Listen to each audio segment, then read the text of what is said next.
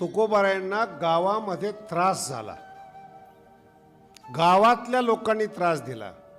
तुकोबारायांच्या काळामध्ये देवीचा दुष्काळ पडला।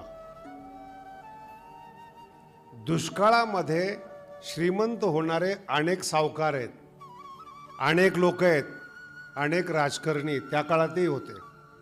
जगद्गुरु तुकोबारायांनी त्या काळात सगळं गेल्यानंतर भजन सुरू केलं। भंडाऱ्या डोंगरावर गेल्यानंतर चरित्र ऐकू नका बरं का।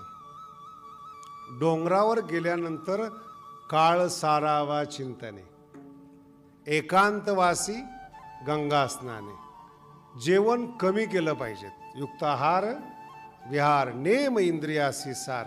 कमी जेवा, हे काही आत्ताचे डॉक्टर सांगतात असं नाही बरं का। 400 वर्षापूर्वी तुकोबाराय सांगतात युक्त आहार। युक्त आहार म्हणजे कमी आहार नाही बरं का, योग्य